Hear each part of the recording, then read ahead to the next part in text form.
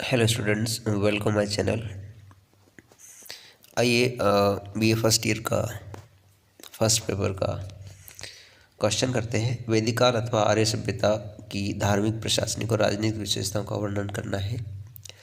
वैदिक सभ्यता का एक पहले वीडियो हम समझ चुके थे कि वैदिक सभ्यता जो है वो कैसे आई, किस प्रकार से आई और उसके साहित्यिक स्रोतों का वर्णन हम कर चुके हैं। आज उसकी प्रशासनिक, धार्मिक और राजनीतिक विशेषताओं का वर्णन करते हैं। वैदिक सभ्यता अथवा आर्य सभ्यता। वैदिक सभ्यता के अध्ययन के लिए जानकारी हमें वेदों से प्राप्त होती है।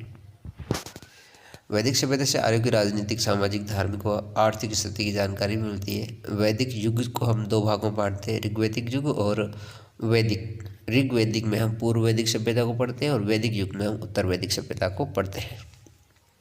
सबसे पहले देखते हैं ऋग्वैदिक अथवा पूर्व वैदिक सभ्यता का सामाजिक जीवन।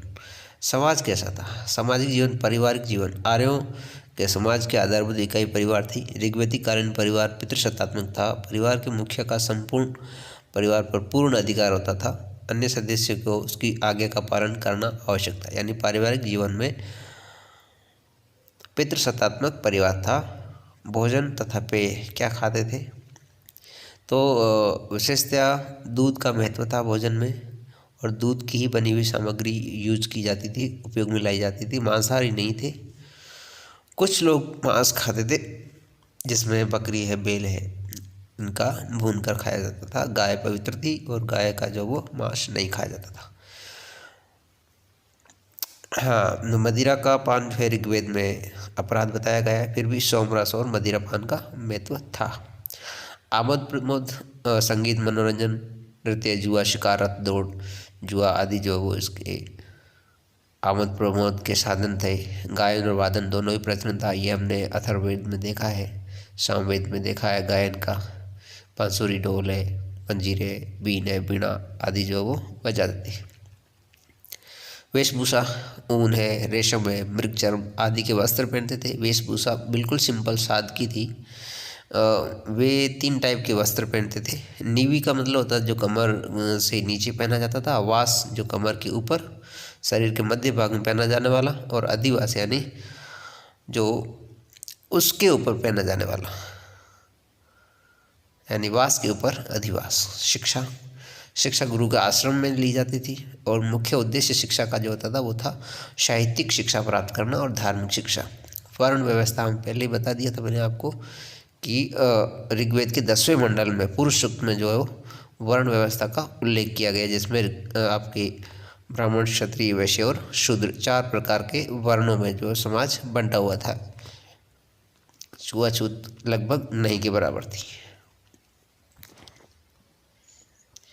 स्त्री की दशा और विवाह।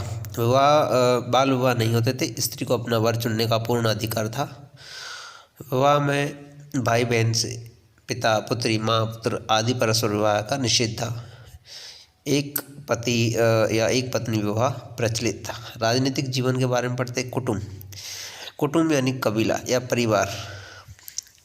परिवार को कुटुंब कहा जाता था, जिसे कुल कहा जाता था। कुल के नेता को कुलप कहा जाता था। और संयुक्त परिवार प्रथा थी। कुटुंब मिलकर के गांव बनते थे और गांव का एक प्रधान होता था, जिसे ग्रामीणी कहा जाता था। और गांव का प्रशासनिक अधिकारी भी होता था। विश, गांवों के समुदाय को, यानी गांव मिलकर के विश बनता था और विश के अधिकारी को विशपति कहा जाता था।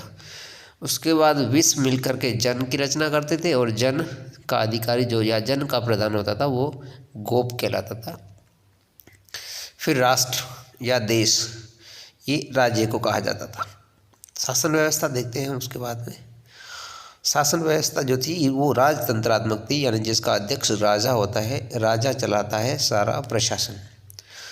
राजतंत्र जो है वो ज़्यादा चलता था। कुछ कुछ जगह पर जो हमें गणतंत्र भी देखने को मिलता है।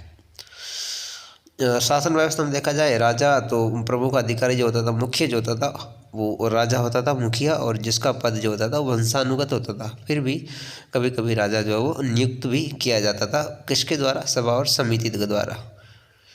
तो पुरोहित और सेनानी कौन होते थे? ऋग्वेद राज्य में पुरोहित एक शिक्षक पथ प्रदर्शक, दार्शनिक, मित्र के रूप में राजा का मुख्य साथी होता था, सेनानी, सेनापति।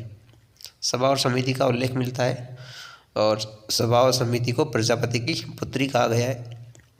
ये सभा और समिति जो वो राजा की स्वेच्छाचारिता या निरंकुशता पर जो वो अंकुश लगाता था।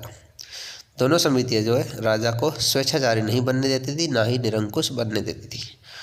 धार्मिक जीवन, आर्यों का धार्मिक जीवन जो थी सबसे ज़्यादा वो प्रकृति से प्रभावित थे और प्राकृतिक देवी देवताओं की पूजा अर्चना जो वो करते थे। अंधविश्वास नहीं के बराबर था, ये कहना है राजवल्ली पांडेय का। आराधना और यज्ञ किया करते थे। यज्ञ और आराधना, यज्ञ के बारे में बताया था।